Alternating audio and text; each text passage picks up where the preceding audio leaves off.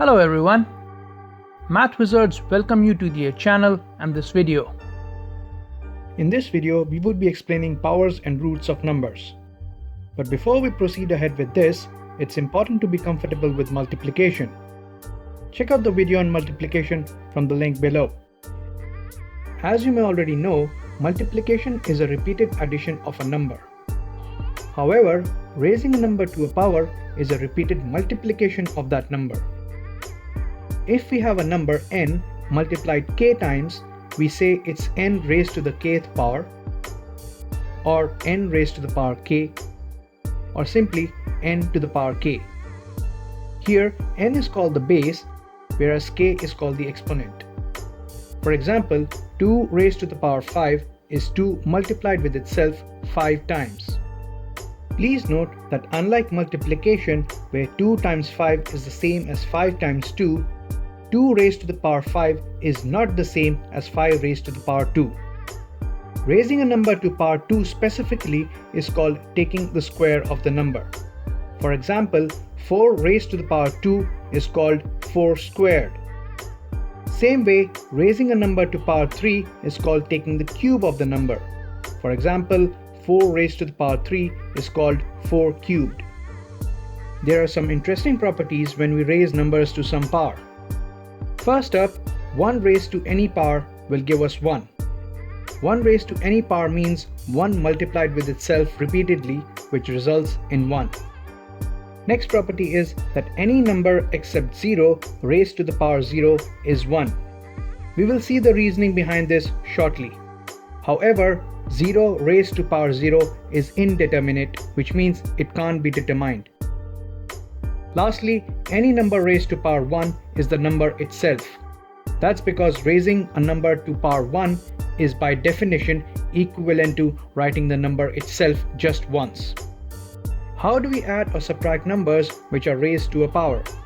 If we have two numbers with the same base raised to a certain power, we can use the distributive property of addition and subtraction to first take the common factors and then subsequently calculate the result inside the brackets and then simplify to arrive at the final answer.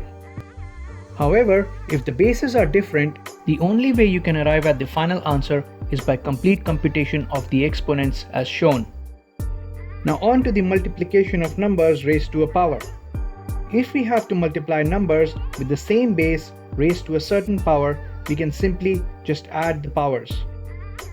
But why do we do that? It's easy to see when we do the complete calculation and simplify it, the resultant is the base raised to the power, which is the sum of the two powers. With this rule now established, let's take a special case where n is equal to 0. On the left side, we have a raised to the power m times a raised to the power 0. Whereas on the right side, we have a raised to the power m plus 0, which is equal to a raised to the power m. Now we can divide both sides by a raised to the power m, where the number a raised to the power m cancels out on both sides, leading to the proof that any number raised to the power 0 is equal to 1. This is something that we just mentioned a short while ago. Let's look at what happens when we raise a number to a negative power, say a raised to the power minus p, where p is greater than 0. Let's multiply and divide this by a raised to the power p. The numerator, as we have just learned, can have its powers added, which makes it a raised to the power 0, which is 1.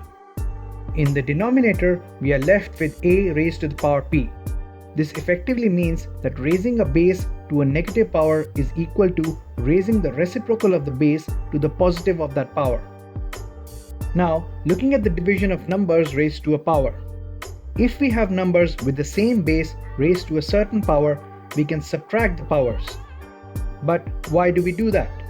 Let's take an example. We have a raised to the power m divided by a raised to the power n.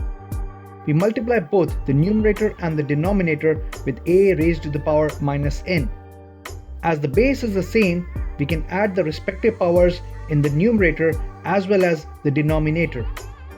This results in the denominator being equal to a raised to the power 0, which is 1, whereas the numerator turns out to be a raised to the power m minus n. Hence, division of numbers with the same base is equal to just subtracting their powers. Needless to say, we can now multiply and divide this with a raised to the power n minus m to get the result as 1 over a raised to the power n minus m. Now on to the roots. Finding a root of a number is the inverse operation of raising it to a power. As an example, because we have 3 raised to the power 4 as 81, the fourth root of 81 is 3. Calculation of roots is denoted using this symbol, which is called the radical. We write in the way shown and say it as calculating kth root of the number n. This means finding a number x which when multiplied with itself k times results in the number in question n. This is essentially the same as raising the number n to a unit fraction. A unit fraction is a fraction where the numerator is 1 and the denominator is a whole number. Just like in the case of powers, when we calculate second root of a number, we call it finding the square root or just the root of the number. For example, second root of 4 is called as square root of 4 or just root 4. Same way, third root of a number is called cube root of the number. For example, third root of 4 is called cube root of 4. Combining the knowledge we have gained in this video, we can see that when we have fractional powers, we are effectively doing two power calculations. First, raising to an integer power and then calculating a root of the resulting number. Don't forget to like and share the video and subscribe to the channel for more content. Good luck!